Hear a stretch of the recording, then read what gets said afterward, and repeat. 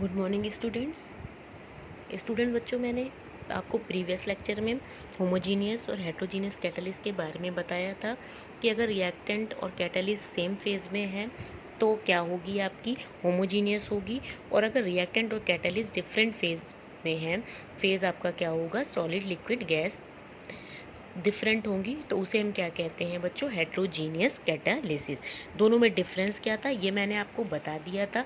Then हम आपको आज ये बताएंगे कि आपका, जब मैंने ये बताया था कि ऐसा नहीं है कि जो आपकी सरफेस हो वो ओनली क्या हो, गैस हो, सॉलिड भी तो हो सकती है।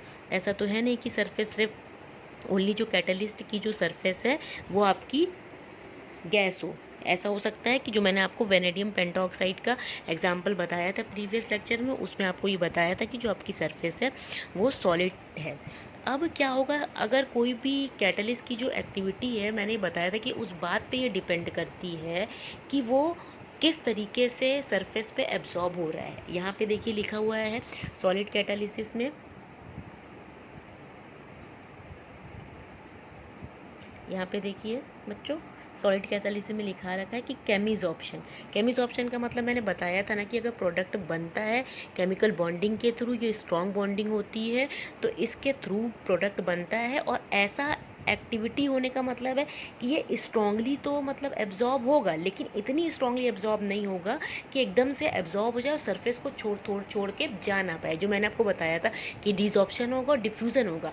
बच्चों इसको अच्छी तरीके से समझो कि एक्टिव होना अलग बात है और सरफेस से ऐसा नहीं है कि एक्टिव हो और एक्टिव हो के वो केमिकल बॉन्डिंग के थ्रू एब्जॉर्ब हो के बॉन्ड बना ले, देन प्रोडक्ट बना ले, लेकिन इतना स्ट्रांगली नहीं होगा। जो कि आपके देखिए नीचे लिखा हुआ है स्टूडेंट्स, ये देखिए, they must not get absorb too so strongly that they are immobilize. मतलब ऐसा नहीं होगा कि इतनी स्ट्रांगली जाए कि वो सरफेस को छोड़ के जा ही ना पाए। मैंने आपको एग्जांपल बताया था कि अगर आपकी सरफेस होगी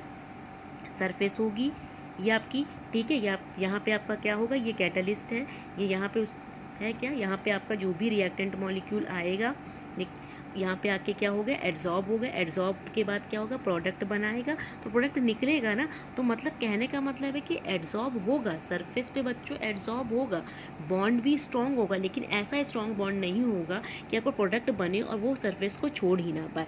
तो एक्टिविटी है कि जितना ज़्यादा स्ट्रेंथ पर डिपेंड करता है कि स्ट्रांगली जो एक्टिविटी ऑफ की जो कैटलिस्ट होती है वो डिपेंड करती है कि आपका कैटलिस्ट और जो आपका रिएक्टेंट है वो कितनी स्ट्रांगली बॉन्ड बना रहा है। इसे ही हम क्या कहते हैं, सॉलिड कैटलिस्ट की एक्टिविटी। अब देन आप नेक्स्ट पे जाओगे तो सेलेक्टिविटी। सेलेक्टिव समझते हो, जैसे हम कहते हैं ना कि हमने ये सूट लिया है, इस पर इस कलर का ही दुपट्टा अच्छा लगेगा।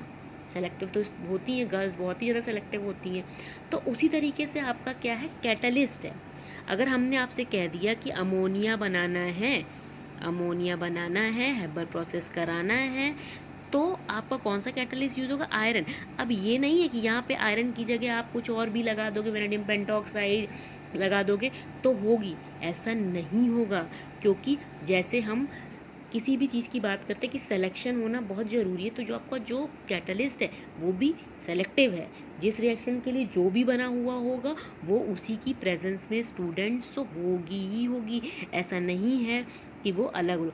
अब सेफ सेलेक्टिव ये है कि आगे मैं आपको एंजाइम के भी उसमें बताऊंगी कि वो कैसे शेप बनाता है, कैसे सेलेक्टिव होता है। तो एक जियोलाइट आपका प्रोडक्ट होता है कि एल्युमिनियम सिलिकॉन के बीच में बच्चों ऑक्सीजन आ जाता है। ये यहाँ पे देखो लिखा हुआ है, इसमें ये लिखा हुआ है कि कैटलिस्ट की रिएक्शन डिपेंड्स करती है कि अगर कि pore structure of the catalyst. Pore structure मतलब कि अगर आपका कैटलिस्ट, ये कैटलिस्ट अगर सपोज ये है आपका कैटलिस्ट और यहाँ पे आपका ये रिएक्टेंट है अगर आ रहा है, तो ये क्या होता है कि कैटलिस्ट भी क्या होता है, ऐसा स्ट्रक्चर बनाएगा, आगे बताऊंगी कि एंजाइम को लॉक एंड की से।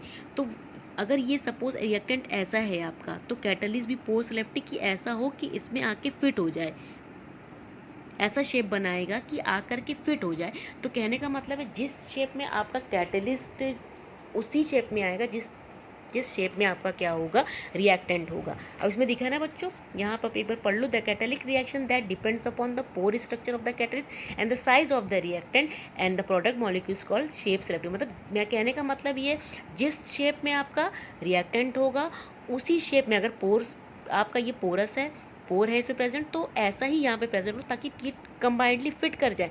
अब मैं बताऊँ कि जब फिट कर जाते हैं तो एक इंटरमीडिएट स्टेज बीच में बनाते हैं, जिसमें जो आपके रिएक्टेंट और कैटलिस्ट दोनों होते हैं। देन लास्ट में क्या होता है, आपका प्रोडक्ट बनता है और कैटलिस्ट एज इट इज़ निकल जाते हैं।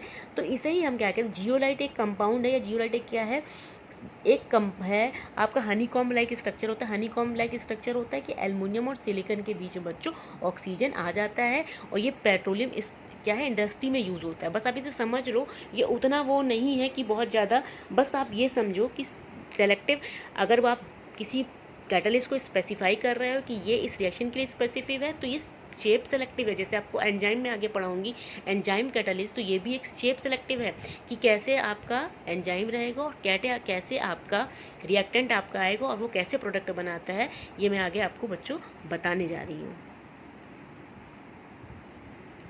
देन देखिए एंजाइम कैटलिस्ट। अब आपकी जो भी बायोलॉजिकल प्रोसेस होती है, बायोलॉजिकल प्रोसेस बच्चों समझते हो, हमारी बॉडी में जो हो रही डाइजेशन, ठीक है, हमारे डाइजेशन हो रहा है पूरी बॉडी में, जो तो जितनी भी बायोलॉजिकल रिएक्शंस हमारी बॉडी के अंदर हो रही हैं या जो भी प्रोसेस होती हैं वो एंजाइम की प्रेजेंस में होती है। अगर एंजाइम्स ना हो तो जो भी हमारा डाइजेशन का प्रोसेस है उसमें बहुत, समझ लीजिए, इतने दिन इतने घंटे लग जाएंगे कि आप उसे सोच ही नहीं सकते हो। तो हम क्या करते हैं कि एंजाइम की अगर प्रेजेंस होती है तो वही आपकी जो बायोलॉजिकल प्रोसेस होती है वो कम समय में होती है। आप समझ रहे हो। तो और जो एंजाइम्स होते हैं वो क्या होते हैं, नाइट्रोजनस ऑर्गेनिक कंपाउंड्स। आगे मैं आपको नाइट्रोजनस का ऑर्गेनिक कंपाउंड जब पढ़ाऊंगी तो आपको एंजाइम का रिएक्शन बताऊंगी कि उसमें क्या होता है। आपका ये नाइट्रोजनस कंपाउंड यानी एमीन ग्रुप और आगे एसिड ग्रुप दोनों प्रेजेंट होता है। इसके बारे में बच्चों मैं आपको बताऊंगी। और आपने ये भी पढ़ा हुआ होगा बायोलॉजी में कि ऑल एंजाइम्स आर प्रोटीन। तो प्रोटीन ये क्या होता है कि प्रोटीन मॉलिक्यूल्स ऑफ इसका हायर मॉलिक्यूलर मास होता है, और क्योंकि ये बायोलॉजिकल प्रोसेस को बच्चों कर रहे हैं तो इसे बायोकेमिकल कैटलिस्ट कहते हैं। और ये जो आपकी जो प्रोसेस होगी इसे हम क्या कहेंगे, बायोकेमिकल कैटालिसिस या एंजाइम कैटालिसिस, क्योंकि ये एंजाइम की प्रेजेंस में हो रही है ना स्टूडेंट्स। बच्चों ये देखो, ये क्योंकि अब जो मैं रिएक्शन आपको एग्जाम्पल दूंगी वो एंजाइम की प्रोसेस में होगी। हमारी बॉडी में भी डिफरेंट क्या है डाइजेस्टिव प्रोसेस होती हैं, वो भी स्पेसिफिक एंजाइम की प्रेजेंस में ही होती है। अब कुछ एग्जाम्पल देख लो बच्चों। इन्वर्जन ऑफ केन शुगर, आप केन शुगर जानते हो, गन्ने की, अगर आप ये केन शुगर में ये आपका शुगर होती है, उसकी आप अगर hydrolysis in the presence of water hydrolysis करवाओगे तो इन्वर्टेज स्पेसिफिक एंजाइम है। क्योंकि मैंने क्या कहा, ये भी सेलेक्टिव होंगे क्योंकि ये कैटलिस्ट की तरह बिहेव कर रहे हैं। तो इन्वर्टेज एंजाइम की प्रेजेंस में ये ग्लूकोज और फ्रक्टोज बनाता है। अगर इन्वर्टेज ना हो तो इन्वर्जन होगा ही नहीं। ये कभी कभी पूछा जाता है कि inversion of cane sugar is held या proceed by in the presence of which enzyme, तो आप बताओगे बच्चों इन्वर्टेज। उसी तरह आपका क्या है, conversion of glucose to ethyl alcohol, ये ग्लूकोज है, ये एथिल अल्कोहल और कार्बन डाइऑक्साइड में कन्वर्ट हो रहा है in the presence of zymase. ये तो बहुत ही आता है, ठीक है बच्चों। तो ये कहने का मतलब है कि जो भी रिएक्शन एंजाइम की प्रेजेंस में हो उसे हम क्या कहते हैं कि बायोलॉजिकल कैटालिसिस या एंजाइम कैटालिसिस। देन हम आप ये आते हैं कि आपकी प्रॉपर्टीज़ ऑफ एंजाइम। एंजाइम की भी जैसे आपकी कैटालिस्ट की अपनी एक क्या थी, मैंने बताया ना कि सॉलिड कैटालिसिस है, उसकी भी कोई अपनी प्रॉपर्टी है। उसी तरीके से आपका क्या है स्टूडेंट, एंजाइम की भी कुछ अपनी प्रॉपर्टीज़ है। जैसे इफ़िशियंसी, जैसे ये हाई इफ़िशिएंट कैटलिस्ट होते हैं। हाई इफ़िशिएंट का मतलब होता है कि क्योंकि कैटलिस्ट है तो किसी भी रिएक्शन की रेट को क्या नॉर्मल कंडीशन में नहीं हो रही है तो उसकी रिएक्शन को ये क्या करते हैं 10⁸ to 10⁻20 इतने टाइम्स क्या होते हैं क्या करते हैं, बढ़ा देते हैं। मैंने आपको कहा ना कि अगर एंजाइम हमारी बॉडी में प्रेजेंट ना हो तो हमारी जो बायोलॉजिकल प्रोसेस, हमारे खाने को पचाना या डाइजेशन में 50 साल लग जाएंगे। हर जगह के लिए, हर ऑर्गन के लिए हमारे अलग अलग स्पेसिफिक एंजाइम है। और एंजाइम का नॉमेनक्लेचर मैं भी आपको बताऊंगी कि ये एज लगता ही लग, जैसे इन्वर्टेज, जाइमेज, एमाइलेज, पेप्टाइजेज, अलग अलग टाइप के बच्चों ये एंजाइम्स हैं। अब स्पेसिफिसिटी जैसे आपकी थी कैटलिस्ट की कि स्पेसिफिक है, वैसे ही आपका क्या है कि अगर आपकी बॉडी में भी क्या है कि अगर डाइजेशन जहाँ पे आपका हो रहा है तो वो अलग अलग टाइप का डाइजेशन में अलग अलग आपके पार्ट्स में अलग अलग एंजाइम्स होंगे, ये भी स्पेसिफिक होंगे। ऐसा नहीं है कि यही एक ही एंजाइम की प्रेजेंस में होल बॉडी का डाइजेशन होगा। अब स्मॉल क्वांटिटी, बहुत ही स्मॉल क्वांटिटी ही क्या होती है आपकी कैटलिस्ट की सफिशिएंट होती है, क्योंकि क्या होता है कि ये रिवर्सिबल होगा। अगर ए से बी जितने अमाउंट में कन्वर्ट हो रहा है, अगर हमें देखें सपोज एग्जांपल, तो बी उतने ही अमाउंट में बी से ए में भी ये कन्वर्ट हो जाएगा। अब जैसे हमारे बॉडी में रिएक्शन होने के लिए ऑप्टिमम टेम्परेचर होता है, वैसे ही एंजाइम का भी सेम कंडीशन है कि 27 डिग्री टेम्परेचर पर ये वर्क करता है, और पीएच लेवल बेसिक होना चाहिए 7.5 पे एंजाइम की प्रॉपर्टीज़ आती है बच्चों। तो वो एंजाइम भी आपका वही है कि वो बिहेव कैसा करता है, कैटलिस्ट की तरह, और property is similar to the catalyst, इसीलिए हम आपको क्या कहते हैं, ये एंजाइम कैटालिसिस। यहाँ पे देखिए बच्चों, फिर से ये एक बार ये पॉइंट आ गया कि हाईली एफिशिएंट बता दिया, हाईली स्पेसिफिक है, हाईली एक्टिव अंडर और optimum temperature that is 37 degree centigrade, highly active under optimum pH that is 7.4, increasing activity. अगर एक्टिविटी का क्या मतलब, कोई एक्टिवेटर देखो, समझते हो ना, कि हम कहते हैं ना कि कोई ऐसी चीज़ें डालो एक्टिव करने, जैसे प्रमोटर, जैसे मैंने बताया था कि अगर अमोनिया की फॉर्म कर रहे हो तो आप मॉलिब्डेनम को डाल रहे हो तो आयरन को क्या कर रहा है, प्रमोट कर रहा है, यानी एक्टिवेट कर रहा है, तो देन इज एक्टिवेटर। और अगर वो डिक्रीज कर दे रिएक्शन की उसको, तो इसे इनहिबिटर कहेंगे। अब मैकेनिज़्म कैसे होती है, जो मैंने आपको भी बताया था कि मैं आपको आगे बताऊंगी कि मैकेनिज़्म कैसे होती है, कि एंजाइम का शेप कैसे होता है, कैसे फिट होते हैं वो आके रिएक्टेंट में, देन कैसे प्रोडक्ट बनाते हैं बच्चों। अब आप ये समझो मैकेनिज़्म ऑफ एंजाइम कैटालिसिस। अब क्या होती है कि जो एंजाइम आपका होता है, जैसे ये सपोज एंजाइम है, तो इस पे बहुत सी आगे दिखाऊंगी मैं आपको कि बहुत से क्या होते हैं, कैविटीज़ प्रेजेंट होती हैं, जैसे कैविटीज़ कहते हैं, जैसे ये एंजाइम है और इसका ऐसी कैविटीज़ प्रेजेंट होती हैं। तो इस कैविटीज़ को हम कहते हैं एक्टिव साइट्स। क्यों कहते हैं, क्योंकि मैंने आपको बताया था कि जो आपका एंजाइम्स है ऑल आर प्रोटीन्स, तो इस पे NH2 ग्रुप, एमीन ग्रुप और COOH होगा। तो ये जो आपका एक्टिव साइट्स हैं, इस पे ये एक्टिव ग्रुप प्रेजेंट होंगे, इसीलिए बच्चों ये कैविटीज़ होती है। अब यहीं पे क्या होता है, ये जो एक्टिव साइट्स हैं, क्योंकि एक्टिव है तो जहाँ पे गैपिंग या एक्टिव साइट्स अवेलेबल होंगे, वहीं पे तो रिएक्टेंट आके आपका एब्जॉर्ब होगा, वहीं तो आके एब्जॉर्ब होगा आपका, या सबस्ट्रेट कह लीजिए, या आप क्या दीजिए, रिएक्टेंट कह लीजिए। फिर क्या होगा कि एक्टिव ग्रुप इसके साथ डिकम्पोज हो जाएगा, डिकम्पोज होके एक एक्टिवेटेड कॉम्प्लेक्स बनाएगा। मैं आगे आपको दिखा रही हूँ। ये देखिए बच्चों, ये आपका क्या है, ये आपका सबस्ट्रेट है, सबस्ट्रेट या रिएक्टेंट आप मान लो। ये आपका क्या है, एंजाइम। ताला देखा है, ये आपका लॉक है, इसमें बीच में होल होता है, तो आप देखते हो कि की का शेप ऐसे होगा, तभी ये इसमें क्या होती है, फिट होती है आके। तो सेम एस फंक्शन है, लॉक एंड की इसको मॉडल भी कहते हैं, लॉक एंड की मेथड भी कहते हैं। बायो में भी आपने पढ़ा होगा, ये आगे पढ़ोगे कि फिशर ने ये प्रपोज किया था स्टूडेंट्स। तो ये देखो इसकी एक्टिव साइट्स है, और ये देखिए ये एंजाइम की एक्टिव साइट्स है, ये देखिए इस पे मैंने कहा ना एक्टिव ग्रुप्स प्रेजेंट होंगे, तो ये ऐसा ही शेप है। उसी शेप में क्या होगा, आपका रिएक्टेंट होगा। यहाँ पे शॉर्ट फॉर्म में E for enzyme, S for substrate और रिएक्टेंट। फिर मैंने कहा ये दोनों आपस में डिकम्पोज होके एक एक्टिवेटेड कॉम्प्लेक्स बनाते हैं, जिसे हम एक्टिवेटेड कॉम्प्लेक्स कह दीजिए, या एक्टिवेटेड इंटरमीडिएट कॉम्प्लेक्स कह दीजिए, या एंजाइम सबस्ट्रेट कॉम्प्लेक्स कह लीजिए।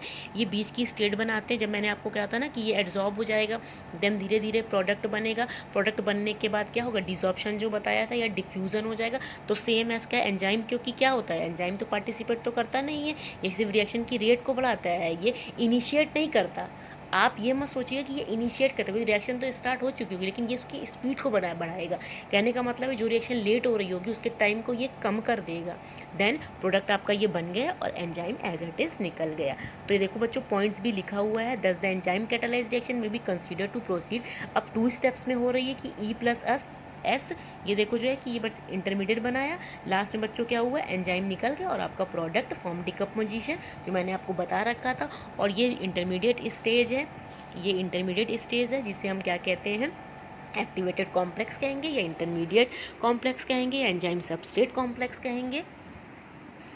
अब बच्चों ये आपका यहीं पर ही आपका कैटालिस्ट जो है, कैटालिस्ट के जो भी function, enzyme catalysis, homogeneous catalysis, heterogeneous catalysis, functions of the enzyme, properties of the enzyme, ये सारा यहीं पे क्लियर आपका हो गया है। मैकेनिज्म कैसे, आप डिफरेंट टाइप्स ऑफ कैटालिसिस और कैटालिस्ट आपने पढ़ लिया है। देन आप थर्ड पे आप आते हो। ये चैप्टर मैंने आपको कहा था कि कॉन्सेप्चुअल है, कॉन्सेप्ट समझ लोगे तो कोई भी प्रॉब्लम नहीं होगी। अब ये कोलाइड्स बहुत ही अच्छा आपको वर्ड लग रहा होगा कि what is a colloid. Colloid को इंट्रोड्यूस करने से पहले बच्चों आपको पता होना चाहिए कि सॉल्यूशन क्या है। यहाँ मैंने देखिए लिखा हुआ है true solution. True solution is a solution. अब मैंने आपको सॉल्यूशन चैप्टर पढ़ा दिया है। मैंने ये बताया था कि homogeneous mixture of solute and solvent is called solution. देखिए यहाँ पे भी मैंने क्या कर दिया बच्चों, लिख दिया है कि NaCl आपका क्या है, सॉल्यूट है, वाटर आपका क्या है, सॉल्वेंट है। तो ऐसे सॉल्यूशन को ये होमोजीनियस होगा, ये वर्ड आप याद रखोगे कि ये होमोजीनियस होगा। और जब सॉल्यूशन बन जाता है तो क्या बच्चों आप उसमें से सॉल्यूट और सॉल्वेंट के पार्टिकल्स को क्या अलग अलग देख सकते हो? नहीं, माइक्रोस्कोप से भी नहीं दिखाई देगा। और जो ट्रू सॉल्यूशन का जो साइज़ है आपको डिफ्रेंशिएट आगे करना है 0.1 नैनोमीटर से 1 नैनोमीटर तक होता है बेटा, ये यूनिट है नैनोमीटर। एक 1 nanometre is equal to 10⁻⁹ metre होता है। It's that's clear. देन आप आते हो सस्पेंशन में। ये अलग अलग टाइप के आपके एक तरीके से सॉल्यूशन है, उसी का ही एक पार्ट है कि ट्रू सॉल्यूशन क्या है, सस्पेंशन क्या है, देन कोलाइड क्या है। सस्पेंशन क्या है बच्चों, इसकी जो साइज़ होती है वो लार्जर देन 10⁻³ नैनोमीटर से लार्जर होती है। कहने का मतलब ये है, ये सब पानी में सैंड समझते हो, बालू डाल दी तो बालू आपको अलग दिखेगी, पानी अलग दिखेगा, हेट्रोजीनियस है। और आप होमोजीनियस अगर ले लिया तो होमोजीनियस कहने का मतलब यहाँ से उठाओगे तो सारे जितने भी पार्टिकल्स हैं सबकी प्रॉपर्टी क्या होगी, सेम हो, लेकिन यहाँ पे अलग अलग है। ठीक है, अब क्या है, अब आपका मेन टॉपिक पे आप आओगे कि आपका कोलाइड क्या है। कोलाइड क्या है कि ये ट्रू सॉल्यूशन और सस्पेंशन के बीच का एक तरीके से सॉल्यूशन है। या कोलाइड जो होता है वो उनके बीच में उसका साइज़ भी होता है। साइज़ कहने का मतलब है ना तो ये ट्रू सॉल्यूशन बनाता है ना ही ये सस्पेंशन बनाता है, उसके बीच का साइज़ लेके, जैसे साइज़ क्या होगा इसके between true solution and suspension के बीच का, तो यानी कितना होगा 1 नैनोमीटर टू, ये आपका 1 नैनोमीटर टू 10⁻³ नैनोमीटर तक होगा। और ये भी बच्चों क्या है, हेट्रोजीनियस है। हेट्रोजीनियस का मतलब क्या होता है कि आपका जो सॉल्यूट और सॉल्वेंट है वो टोटली पूरी तरीके से डिज़ोल्व नहीं है, खुला हुआ नहीं है। देन अब क्या है, अब आप इस तरीके से कोलाइड को समझोगे। अब जब मैं कोलाइड आपको पढ़ाऊंगी तो मैं सॉल्वेंट और सॉल्यूट नहीं बोलूँगी, ये word is related to the solution chapter, same ही है लेकिन वर्ड्स बस अलग हैं। क्योंकि हम ट्रू सॉल्यूशन में बच्चों बात करेंगे तो टोटली होमोजीनियस, कोलाइड की हम बात कर रहे हैं तो बच्चों हेट्रोजीनियस। तो हेट्रोजीनियस में भी आपका सॉल्वेंट और सॉल्यूट दोनों प्रेजेंट होगा, क्योंकि क्या कर रहे हैं, अब एक को घोल रहे हैं, जो हम शुद्ध हिंदी में कहते हैं कि एक को हम डिसॉल्व कर रहे हैं, घोल रहे हैं, किस में घोल रहे हैं। तो यहाँ मैंने 2 वर्ड्स लिखे हुए हैं, एक आपका डिस्पर्जन मीडियम है, एक डिस्पर्स फेज है। मीडियम समझते हो कि जिसमें घोल रहे हो, किस में घोल रहे हैं हम, पानी में घोल रहे हैं। पानी आपका क्या है, सॉल्वेंट है। सॉल्वेंट पानी के अलावा कोई भी हो सकता है बच्चों। इसलिए अगर आपसे मैं ये बात करूँगी कोलाइडल में डिस्पर्जन मीडियम की, और जिसे घोल रहे हैं यानी सॉल्यूट, वो आपका क्या होगा, डिस्पर्स्ड फेज। ये 2 टर्म आप याद रखो कि अगर कोलाइड है तो कोलाइड बनाने के लिए dispersed phase and dispersion medium both are present. Then आप एक बार ये देख लो, डिफरेंसेस लिखने के लिए बच्चों आता है कि what is the difference between the true solution, colloidal dispersion and suspension.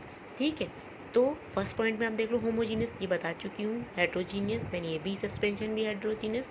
अब पार्टिकल्स एंड आयंस और मॉलिक्यूल, अब आपको पता है इलेक्ट्रोलाइट लिया है, वाटर में डिसॉल्व कर रहे हैं तो वो अपने आयंस में टूटेगा, देन आपका प्रोडक्ट या मॉलिक्यूल्स फॉर्म करेगा। कोलाइडल में क्या होगा, particles are neither single macro molecules और एग्रीगेट। कहने का मतलब है अगर हम जैसे कोलाइड की बात करते हैं, मैंने आपको कोलाइड का एग्जांपल क्या बताया था, ये एग्जांपल आप बताया, फिर वहाँ पर नहीं बताया। अब आप यहाँ बच्चों देख लो, कोलाइडल क्या है, स्टार्च या मैदा देखा है, मैदा पानी में घोलते तो वो जो सोल्यूशन बनता है वो बच्चों आपका क्या है, कोलाइड। कहने का मतलब ये या तो एक बहुत बड़ा माइक्रो मॉलिक्यूल होगा सिंगल, या छोटे छोटे पार्टिकल्स आपस में मिल करके, एग्रीगेट मतलब होता है जुड़ना, जुड़ करके एक बड़ा मॉलिक्यूल्स बनाएंगे, इसे हम क्या कहते हैं, colloidal dispersion.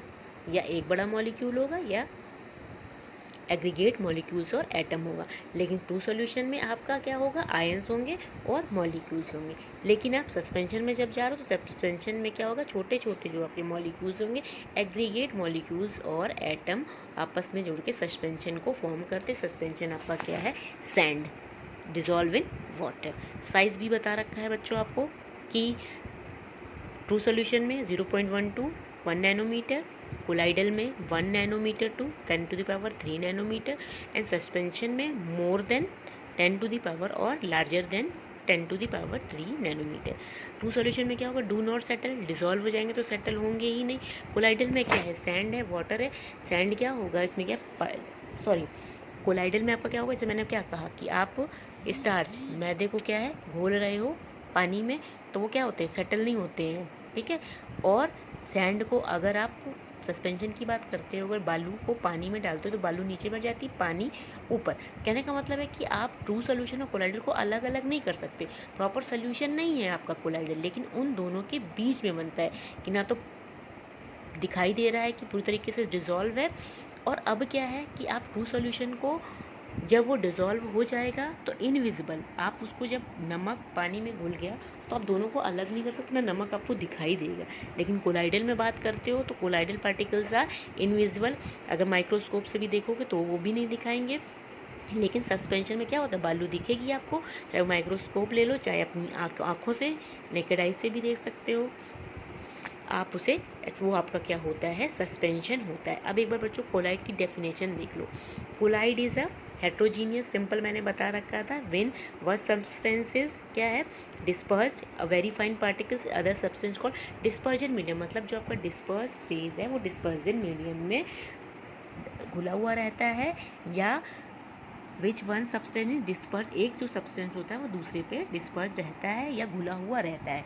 In a colloidal disperse में कंसिस्ट ऑफ अ, मैंने कहा ना आपको कोलाइड के बारे में मैंने बता दिया है कि या तो वो एक सिंगल मैक्रोमोलिक्यूल्स होता है, और या तो छोटे छोटे मॉलिक्यूल्स को आपस में जुड़ करके एक बड़ा मॉलिक्यूल्स बनाते हैं, जिससे कि कोलाइडल आपका फॉर्म होता है। अब आप जो है टाइप्स ऑफ कोलाइड्स की बात करो तो जो आपका कोलाइड्स होता है बच्चों, वो एक तो ये होता है कि अब आपको ये क्लासिफिकेशन है, पहले क्लासिफिकेशन जो बेस्ड होता है स्टूडेंट्स, वो डिस्पर्स फेज और डिस्पर्सन मीडियम। मतलब ऐसा तो नहीं है कि सॉलिड आपका डिस्पर्स मीडियम हो और डिस्पर्स फेज भी सॉलिड हो, वो तीनों सॉलिड लिक्विड गैस में तीनों फेजों में कुछ भी डिस्पर्स फेज और डिस्पर्स मीडियम हो सकते हैं। ये मैं आपको टेबल से समझा रही हूँ, ठीक है। देखो डिस्पर्स फेज अगर सॉलिड हो, डिस्पर्जन मतलब फेज मतलब जिसे आप घोल रहे हो यानी सॉल्यूट, डिस्पर्जन मीडियम मतलब सॉल्वेंट जिसमें डिजोल्व कर रहे हो, तो ऐसे जो आपका कोलाइड बनता है उसे हम क्या कहते हैं, सॉलिड सॉल्ट। इसका एग्जांपल क्या है, सम कलर्ड ग्लासेस, रूबी ग्लास जिससे आपके डेकोरेटिव ग्लासेस बनते हैं, पॉट वगैरह ग्लास के बनते हैं, वो आपका क्या होता है, सॉलिड सॉल्ट, क्योंकि वो एक कोलाइड है। आप ये नहीं कहोगे कि ये ग्लास है आपकी बनी हुई, वो आपका क्या है, कोलाइड है। और वो कैसे बना हुआ है कि आपका डिस्पर्स फेस आपका सॉलिड है, डिस्पर्जन मीडियम भी सॉलिड ही है। अगर डिस्पर्स फेस सॉलिड है, डिस्पर्शन मीडियम लिक्विड है, तो ऐसे कोलाइड को हम क्या कहेंगे, सॉल्ट सॉल्यूशन कहते हो, सॉलिड का लिक्विड में, सॉल्ट सॉल्यूशन से सॉल्ट। पेंट आपका क्या है, सॉल्ट, पेंट को हम क्या है, डिस्पर्स फेज उसमें सॉलिड है और डिस्पर्शन मीडियम आपका क्या है, लिक्विड है, तो पेंट्स बनता है। अब ये तीसरा पॉइंट है, ये बहुत इंपॉर्टेंट है, कहीं पर भी अगर आपका डिस्पर्जन मीडियम गैस हो तो एरोसॉल बनता है। स्मोक देख रखा है, सिगरेट देख रखा है, सिगरेट के अंदर से धुआं निकलता है, अंदर उसके सॉलिड पार्टिकल्स हैं, सिगरेट के अंदर तो सॉलिड पार्टिकल्स भरे होते हैं, फिर आप जलाते हो तो आपकी वो गैस, तो ये एक एरोसॉल है। डस्ट आपकी देख लो, ये भी क्या है, एरोसॉल है। तो ये आपको याद पता होना चाहिए कि इसमें डिस्पर्स्ड फेज क्या है, देन डिस्पर्जन मीडियम क्या है। नेक्स्ट पे आते हो तो अगर डिस्पर्स फेज लिक्विड है, डिस्पर्जन मीडियम सॉलिड है, तो इट्स कॉल्ड जेल। जेली देखिए, जेलीज जितनी होती, टॉफ़ीज़ वगैरह जेलीज़ की देखी, तो वहाँ पे लिक्विड को हम किस में वो करते हैं, डिज़ोल्व करते हैं, सॉलिड में, ठीक है। डिस्पर्स फेज आपका क्या है, लिक्विड है, और डिस्पर्जन मीडियम आपका क्या है, सॉलिड। अब लिक्विड को लिक्विड में, दूध है, दूध आपका लिक्विड को पानी में, तो लिक्विड में, तो इसे हम क्या कहते हैं, इमल्शन। कभी कभी आता है व्हाट इज़ अ इमल्शन, तो इमल्शन क्या है, dispersion is a term in which dispersed phase is liquid and dispersion medium is also a liquid. then milk है और आपकी हेयर क्रीम है. अब देन अगर आपका डिस्पर्स फेज लिक्विड है और डिस्पर्जन मीडियम गैस है, मैंने क्या कहा, डिस्पर्जन मीडियम अगर गैस है तो एरोसॉल. फॉग आप देख लो लिक्विड है, कोहरा जिसे आप कहते हो, और डिस्पर्जन मीडियम उसमें गैस है तो उसे हम एरोसॉल कहेंगे. अगर आपका डिस्पर्स फेज गैस है, डिस्पर्जन मीडियम सॉलिड है, तो आपको मैंने क्या कहा था, इसे हम क्या कहेंगे, सॉलिड सॉल्ट. ठीक है, अगर डिस्पर्जन मीडियम आपका सॉलिड है तो यहाँ पे देखिए याद करने का यही तरीका है. अगर गैस है एरोसॉल, डिस्पर्जन मीडियम सॉलिड है देन सॉलिड सॉल्ट. तो आपको जो प्यूमिका स्टोन्स वगैरह होते हैं, स्टोन्स जो आर्टिस्ट होते हैं जो मूर्ति वगैरह बनाते हैं, वो आपका प्यूमिका स्टोन्स होती है. देन अगर disperse phase is gas, dispersion medium is liquid, then आप फोम, झाग जिसे आप कहते हो, फोम, फ्रॉथ आपका झाग जो है वो आपका क्या है, डिस्पर्स फेज गैस है, देन डिस्पर्शन मीडियम आपका लिक्विड है. ये बच्चों अकॉर्डिंग टू टेबल है. ये आप जब समझ के करोगे तो ये आपको क्लियर बिल्कुल भी हो जाएगा कि मैंने आपको कहा मिल्क, आपको पता चल रहा है कि मिल्क लिक्विड का लिक्विड में ही होगा. Then disperse phase is a liquid and dispersion medium is also a liquid, then called emulsion. What is aerosol, ma'am ने कहा था कि डिस्पर्जन मीडियम में गैस होगी तो एरोसॉल कहते हैं. तो अगर स्मोक है तो आपको पता है कि सॉलिड होगी क्योंकि धुआं तो वैसे ही निकलता है. फॉग की बात करोगे तो लिक्विड होगा. ठीक है बच्चों, अब दूसरा क्लासिफिकेशन आपका ये है कि colloid salts are sometimes given specific name depends upon the nature of the. अगर डिस्पर्जन मीडियम आपका वाटर हो जाए, वहाँ तो हमने स्पेसिफाई, अगर यहाँ स्पेसिफाई कर दे अगर डिस्पर्जन मीडियम वाटर है तो आपको हम कहते हैं ना हाइड्रेशन हो रहा है. लेकिन हम यहाँ पे क्या बात कर रहे हैं, कोलाइड की. कोलाइड को हम क्या सोल्यूशन बनेगा, सॉल्व कहेंगे, तो वाटर है तो एक्वासॉल और हाइड्रोसॉल. ठीक है, और अगर आपका एल्कोहल है तो बेटा यहाँ पे थोड़ी सी मिस्टेक हो गई, यहाँ पे कर लो एल्कासॉल. एल्कासॉल अगर आपका डिस्पर्जन मीडियम अल्कोहल है तो उसे हम कहते हैं एल्कोसॉल. अगर गैस आपका तो मैंने बताया रखा आपको एरिसॉल कहते हैं. बेंजीन है तो आप कैसे कहोगे, बेंजोसॉल. इज दैट क्लियर बच्चों, आपका कोलाइड्स और आपका क्लासिफिकेशन ये कि disperse phase and dispersion medium के अकॉर्डिंग जो फिजिकल स्टेट्स को देख करके कि सॉलिड है कि लिक्विड है कि गैस पे, ये आपको 8 types of the colloid system और पॉसिबल. और अकॉर्डिंग टू द आपके ये देखिए depending upon the nature of the dispersion medium it is the 4 types, alcohol, aquasol, hydrosol. Okay student, then हम आते हैं आपके क्लासिफिकेशन ऑफ सॉलिड.